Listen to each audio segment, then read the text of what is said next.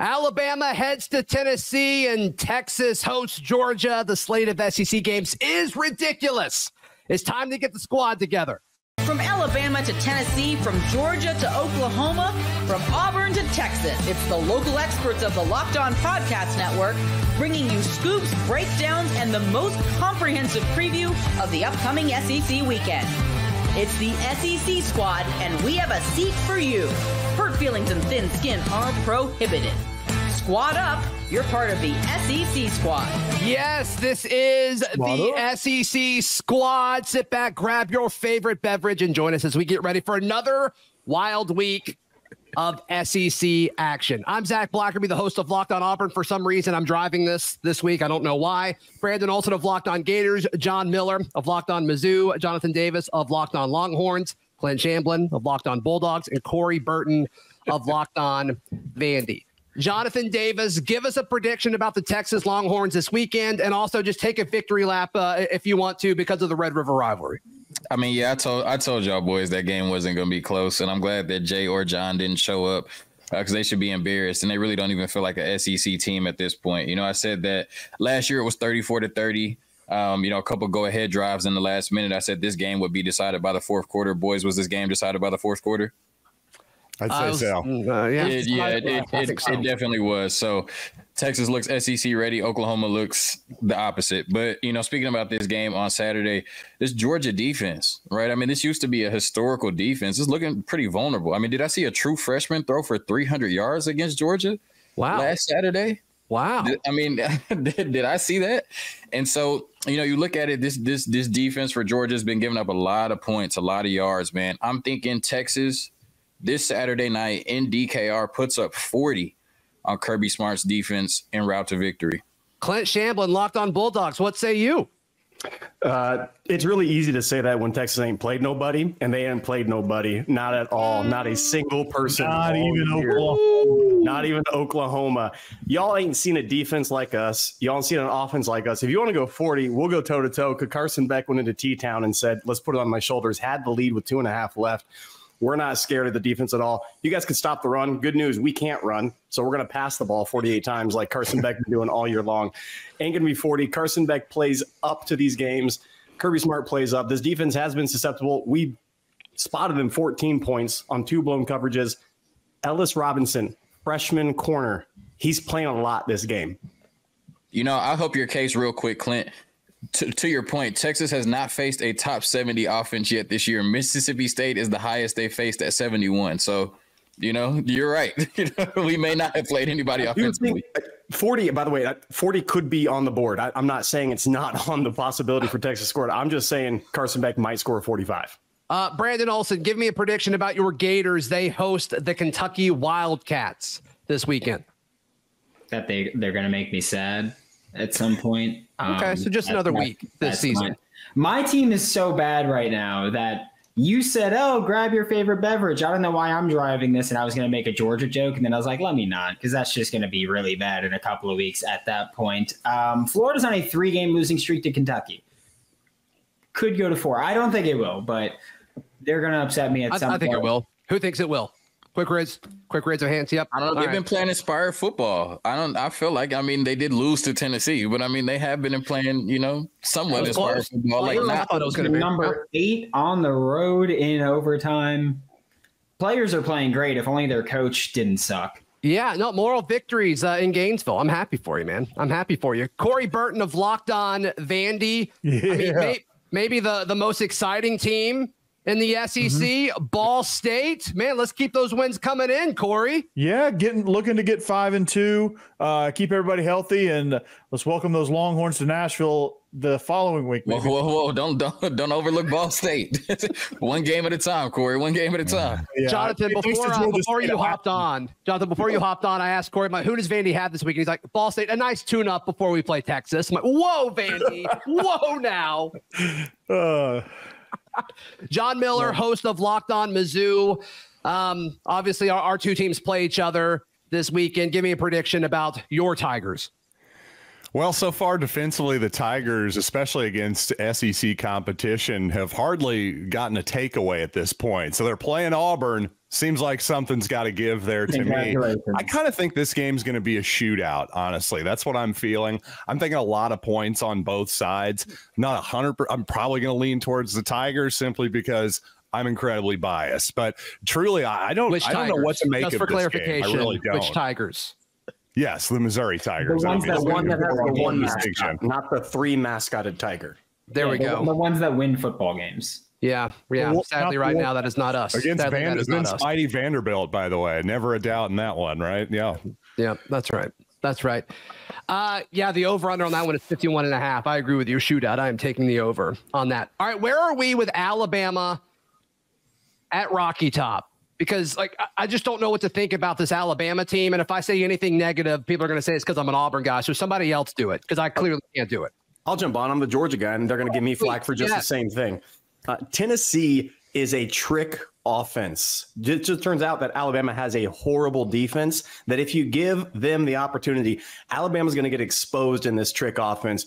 Tennessee, when they play competent defenses, gets absolutely shown out. Josh Heupel does not have the offense to go toe-to-toe with anybody. He goes toe-to-toe with those who blow assignments, and this just in. I've just described Alabama's defense. So I think Alabama gets run out of the building. Yeah. Corey, what do you think? I mean, you cover a team that beat Alabama. Yeah, I mean, I'm kind of right there with Clint. I mean, their defense, their corners are spinning like tops out there, just not knowing where everything's going. Their offense is not clicking right now, and their overall culture is just bad. So I don't know. And then you look at Tennessee though. Nico is just struggling. I'm not real sure what's going on there. He can't execute the offense, seems like, against legitimate defenses. So who knows? Something's got to give there too. You got a quarterback that can't read coverages, and you got a defense that can't cover. Where do you go? Yeah, that's a tough one. Don't really know. Don't really have the answer. I just want to know, how did we identify the culture problem? How do we identify the culture problem? I can identify the culture problem. It was Kalen DeBoer's T-shirt. That's how we identified it. They bullied that man into wearing a collared shirt, by the way. They're in a spiral right now. They don't know how to handle this. Is it because he looked like the happiest man on earth after surviving against South Carolina? Excellence is no longer the measure in Tuscaloosa. We got our Tennessee guy, Eric Kane. We're talking about Bama, Tennessee. How confident are you going into this one? I think they can win, but I mean, Brandon's laughing. I mean, everybody's seen this offense the last 2 weeks. Where's it gone, right? I think Tennessee can win. I think Tennessee can win at home, but the offense is going to have to score, at least 27, 28 points, which really shouldn't be that big of a deal for a Josh Heupel offense, right? I mean, you got a defense. You actually have a defense this year, so if the offense can show up and do just a little bit more, I've got confidence in Tennessee winning at home. I don't know if I'm going to pick them yet, but I've Eric, I love that you showed up 10 minutes late. Thank you. And two, I love that the first thing you said is if Tennessee scores more points than Alabama, they'll win. I love that you said that. What's the key to winning this game? Scoring more points. Which is funny because, it's the MO was this offense, no defense, and it's completely flipped this year for Tennessee, so it's a little weird. Yeah, very underrated defense. At least it didn't flip as bad as Oklahoma did in the last couple of years from offense to defense. Yeah, so much shade. Dramatic. Yeah, Jonathan, you have to be having so much fun this season. I truly am jealous. It's been a great couple of weeks, man. Hopefully, Clint and his boys don't ruin it on Saturday night. Hopefully, we can keep having fun. Yeah, they got a shot to do it, no question. All right, I want to jump into LSU at Arkansas because LSU now somehow quietly a top 10 team. I want to know if y'all are buying it. That's next on the SEC Squad. Today's show is brought to you by our friends at FanDuel. FanDuel's America's #1 sportsbook. Hey, right now, when you get a hunch in the middle of the game, you can check out the latest stats, view live play-by-play, and so much more all on the same page where you place your bets. And right now, you can bet $5 and you get $200 back in bonus bets, guaranteed. All you have to do is place that first $5 bet over at FanDuel.com. Several lines standing out to me. Auburn plus 5.5 on FanDuel. You've got that it's a push between Florida and Kentucky. That's a pick 'em. And Texas minus 3.5, I think that could be the play there. So check it all out. If you feel passionate about any game, in anything, but specifically in the SEC. Check it out over at FanDuel. That's at FanDuel.com.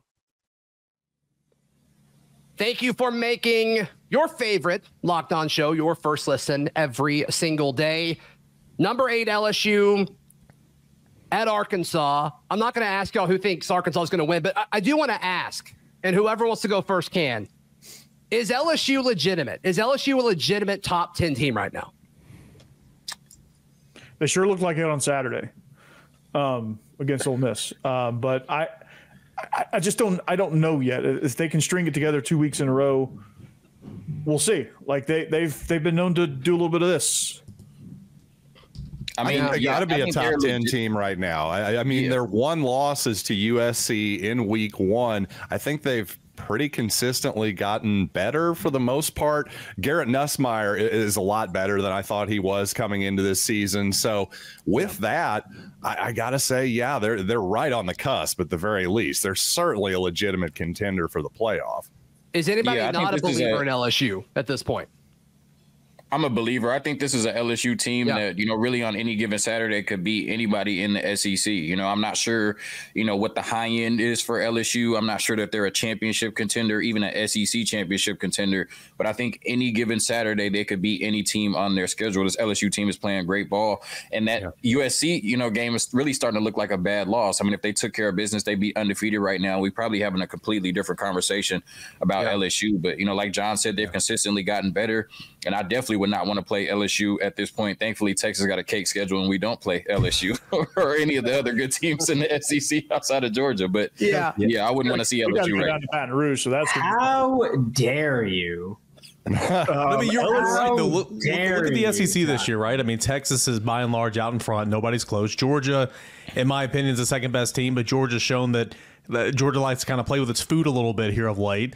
Tennessee's offense in there. Alabama's been all over the map. LSU, I mean, you lost in week 1, gave up 21 to Nichols in week 2, but here lately, I mean, you're playing some good football, and I think the way the SEC is this year, absolutely, they're a team I wouldn't want to play right now. What does it say about Ole Miss now? Does anybody want to take a shot at Ole Miss at this point?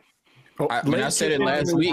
Searching for this is what Lane Kiffin does. This is what Ole Miss does. Every time that you think Ole Miss is going to take a step forward, every time you think Lane Kiffin is going to take a step forward, this is what happens. This is what happens. We look up and they have a loss to Kentucky and a loss to LSU already when people were crowning them as championship contenders. This is just what happens to Ole Miss and Lane Kiffin. Really, none of us should be surprised that they have 2 losses already, and they're not going to end the season with 2 losses. They might lose 1 or 2 more. They're out of the playoffs right now. They are not a playoff team right now. They're not they're done. They're toast. Lane Kiffin is looking for his next job because Ole Miss has hit the plateau of the highest point that they get to. They can't go beyond this. Top 10. That's it. That's all Lane has at Ole Miss because you saw the transfer portal winner, right? A couple of those guys were out and you saw the lack of depth and they couldn't perform up to standard after that. Lane Kiffin can't build a program unless he has a whole lot of other resources with him. He can call X's and O's on offense all day long. Can't build a program without the resources. Ole Miss don't have it. He's on to greener pastures. I don't know where Which is why I think he goes to the NFL and he does not go to Florida. Yeah, no, I disagree with the NFL vehemently because I not even a Florida thing. Not even a Florida thing. I just don't think that his offense works nearly as well in the NFL, where he exploits so much of that delayed RPO kind of stuff. And in the NFL, you can only go 1 yard downfield as an offensive lineman, and I think it really changes a lot of his game. And you can't abuse splits as much. I don't think the NFL will be a good fit for Lane. I think that's a great take because if you look historically, think about Steve Spurrier, think about Chip Kelly, the guys who come from college who are thought of as the X's and O's masters rarely work out in the NFL. Yeah, Lane has already tried with the Raiders. Maybe he tries again. I don't know. Like he's a new renewed Lane Kiffin. Maybe the Jets take a shot on him, or maybe. Oh, as a Patriots fan, please. Or the Patriots. I don't see any world in which Aaron Rodgers and Lane Kiffin can coexist. Like that just sounds like a disaster. But I want to watch it. I want to watch it. I'm here for that movie, though. All right, Luke Robinson, host of Locked On Bama, is joining us. Last segment, Luke. Several folks commented at the culture. The culture at Bama isn't what it used to be. Your thoughts? I mean, I think we got to wait a little more time for that, right? The culture is going to change, obviously. I mean, You go from the greatest coach of all time to a guy who's really, really good, but he's not him. And he is a little more laid back. He's just a little different. He smiles after games. Nick Saban didn't smile after anything ever for any reason. Are you allowed to smile in Tuscaloosa? Is that a thing that's allowed? Is what smiling in Tuscaloosa? Is yeah, that a thing sure. that It's allowed by fans, by us. We also, I mean, we can smile a little bit while we're sarcastically laughing at our coach's T-shirt that's ill-fitting. There it is. Yeah, we can do that. The real truth comes out. No, you lose games, and people have issues with what you were on the sideline. People have issues with what you're not playing good football on offense. People will comment on what you wear in the ball walk. I mean, that's we made fandom, a TikTok of like the Locked On account made a TikTok of Luke doing a rant after the game, not about how Bama lost, but about the T-shirt, and it got like 1 million views. It's like the most viral like literally thing a million this month. It's insane. It's insane. The T-shirt thing is polarizing for sure. So, Luke, what's a bigger problem in Tuscaloosa, the perceived culture problem or the defense? Well, I'll tell you something. First of all, I mean, the culture problem thing, I just don't think that's as big a deal. I mean, really don't. I feel like the culture is pretty fine. I mean, now, like if they start losing and if they lose 4 games this year, I might change my mind. But we're only 6 games in, and he's 5-1. Let's see how this goes a little bit more. Will they beat Tennessee? They're going to beat Tennessee on Saturday? I mean, I'm not super optimistic, but I doubt Eric Kane and the Vols are super optimistic either. I literally just said I said the same thing last segment. I was like, I think they can, but I don't know. Sounds like y'all are picking each other to win. Eric's not fun to record with because he's always just like, I don't know. Professional, yeah, you should try it. I don't know. Yeah. We suck. I don't think Eric has ever actually picked Tennessee in a football game. Eric, have you ever picked Tennessee to win anything? I picked Tennessee every game this year. Yeah. Okay. Jimmy and I both said on the podcast we cut a little bit ago for tomorrow, we said, okay, what's wrong with Tennessee? And he was like, I don't know. What's wrong with Alabama? And I said, well, I'm going to have Eric Kane on. And I said, well, probably I'll just sit there and ask the question, then sit in silence for 30 minutes because it's hard to say what exactly is wrong. Because I think also the part of the problem with Alabama, and I know that some stats may tell a different story, but I believe this, that the offense, if you're going to be a quick strike offense, right, you got to be the quick and the strike. You can't just be the quick and then not strike because the defense comes right back out there. And then all of a sudden they get a little tired, especially when you play a team like Vanderbilt. You know, hey, kudos to Vanderbilt. They had a great game plan and they just nickel and dime you to death for a little bit. They eventually take a deep shot. But, when you do that, and the offense isn't matching with points and isn't helping you by staying on the field a little bit more to let you catch your breath, you end up with a time of possession deficiency like 42-18. Mm-hmm. Right. Yeah, most 3-and-outs in the SEC is Alabama, by the way. And defensively, they're right there dead last, too, at least in SEC-only games. Pretty bizarre. I'm also those things go hand in hand. Absolutely. Mm-hmm. Mm-hmm. Yeah, it just seemed so. Luke, it just seemed like after the second half of that Georgia game, all the way up until this point, it seems like that offense has just kind of sputtered and gone lifeless, and that defense is still trying to figure out what's going on. And it just kind of shifted all of a sudden from them being unstoppable to now it's like, okay, we got to tinker with some things. I'm not sure there's a culture problem as much as there is a confidence problem, because the first drive against South Carolina, they run down the field, just tear it up, score pretty easily, stop South Carolina, get the ball back. They get a penalty that keeps the drive alive, and they have Ryan Williams wide open for a touchdown, and Jalen Milroe, who's a very accurate deep ball thrower, just missed him. I mean, missed him by about 3 feet. Should have been a touchdown, 14-0, and that probably changes the whole plan of the game, right? I mean, now South Carolina's down 14-0 in the first quarter, and it's like, oh my God, here we go. But instead, he missed him. It was a 3rd and 9, I think it was. And so Alabama has to punt it back. And all of a sudden, the offense is like, man, we just can't seem to get it together now. What's going on? And it feels like that's how you're right. It's been that way since the second half of the Georgia game. Yep. All right, there's a few tricky games in the SEC. We're going to jump into those as well as pick the biggest games happening this weekend. That's next, right here on the SEC Squad. Today's show is brought to you by Hims. Hims is changing men's healthcare by providing you with access to affordable sexual health treatments from the comfort of your couch. Hims provides access to a range of doctor-trusted treatments like chewable hard mints. And it's the same active ingredient that's in Viagra and Cialis. The process is 100% online, and there's no need for uncomfortable doctor visits. Start your free online visit today at hims.com/lockedon. That's HIMS.com/lockedon for your personal ED treatment options. hims.com/lockedon. The products mentioned are chewable compounded products, which are not approved by or verified for safety or effectiveness by the FDA. Prescriptions require an online consultation with a healthcare provider who will determine if appropriate. Restrictions apply. See website for details and important safety information. Subscription required. Prices vary based on product and subscription plan.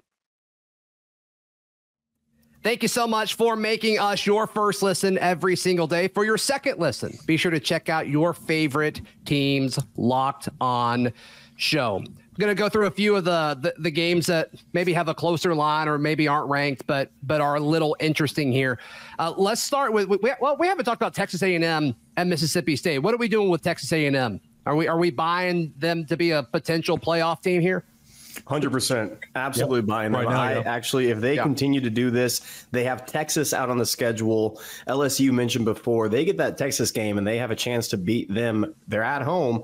I think A&M has a very good shot of making the playoff. I'm buying A&M right now. Yeah. They've settled in quite nicely with Mike Elko, and I think they found a groove. Is anybody selling the playoffs or the SEC championship, but I'm buying them against Mississippi State. You know what I mean? Sure. I got enough money to buy them, I guess, against Mississippi State. That's about it. That's right. Yeah. Is anybody selling them? Is like, I think we're a little too early to say they're a playoff team. Anybody selling them? You think the hype on them is defense is now, legit. They're going to be in every game. That defense is legit for sure. Solid. You wait for 2 weeks. If you think the hype on them is bad now, they'll beat Mississippi State this weekend like they should, because Mississippi State's, just a walking L. But the next week they play LSU at home, and I feel like they will probably beat LSU at Texas A&M, and then all of a sudden I think, man, the world's going to be on that bandwagon. Yep. Yeah, I think you're right. Let's look at Kentucky at Florida. Whew. The line is even. Let's look at it right now, according to FanDuel. What happens in this one? Are there any ramifications of this, Brandon? You lead the way on this. No, I mean, this is one of those games where it's tough for me and I've said this every. Is it going to be 3 in a row, Brandon? Are they going to make it 3 in a row? It's already 3 in a row. Joke's on you. Yeah. He's an idiot now. Okay. Is it going to be 3 in a row for Billy? I don't know. I am more confident in this defense this year than I was last year. I think that, the UCF game, I thought UCF just played poorly, but that Tennessee game, they defended the run pretty well for most of the game. Yeah. Of course, they boxed the Mickey Mouse offense that Josh Heupel has, because for some reason Florida does that every single year against. It's been like that for 2 weeks, yeah. Yeah, I don't know what it is. They show up there. However, yes, nothing in recent history has told me that Florida will win this game. So for the time being, you're also going from a guy that was running like the offense at a PhD level to a guy that the ceiling's way higher. Don't get me wrong, DJ Lagway, but you really got to simplify some things for the true freshman right now. Who's true freshman QB, freshman running back with Montreal Johnson hurt as well. Yeah. So really young in the backfield. Interested to see how that one works out. And team's been pretty banged up. Like, you look at the injury report every week for Florida and whoever they're playing, and Florida's list is about 2.5 times longer than anybody else's. Right. All right. We haven't talked about this one yet. Jonathan Davis, you can lead the way with this. South Carolina at Oklahoma. What are your thoughts on this? I mean, South Carolina looked really good against Alabama, and if Lenore Sellers didn't, throw a 5-yard pass into the stands, they might have taken that game to overtime and anything could have happened. I mean, look, I know Texas made Oklahoma look like a junior varsity team, but I think they can still get the win against South Carolina. It's going to be a tough game. I believe it's at Oklahoma. I love to punch on those boys in Norman for sure, but I think they bounce back. I think Michael Hawkins plays a little bit better. I think that defense plays some inspired football. I think they respond to losing to their biggest rival the way that they did. I think they find a way to beat South Carolina, but I think it'll be a very close game until the end, and both teams have a chance to win. But just like that Auburn game, I think Oklahoma has finds a way to pull it out. Sorry, Zach. No, that's okay. That's okay. Hey, speaking of Auburn, I think they get their first win in SEC play against Missouri on the road this weekend. John Miller, your thoughts? Boy, I really hope you're wrong. That's my first thought, because if that happens, Missouri's fans are going to feel like their season is basically over. But I don't know if that's fair or not. But yeah, this is an enormous game for Missouri. I think it means a lot more for Missouri. But I'm a little nervous with Auburn coming off a bye week here for sure. Why is the line dropping? It went from I don't know. I think just lack of belief in Missouri. I think the last thing that most people saw was Texas A&M just working Missouri. So I think that's still in the back of people's minds. Yeah.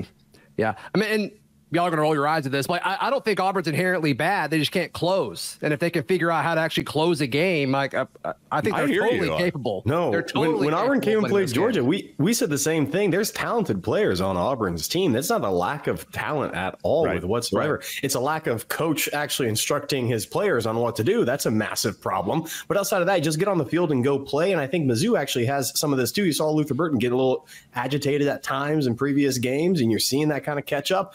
I'm on the same side. I think Auburn catches the W here and gets a win in SEC. Come on. Absolutely. There's talent on that side coming off a bye, getting what they're doing. I will take it as well. Anybody else want to jump on? Anybody else? No. Come on. I mean, come on. Peyton Thorne can run.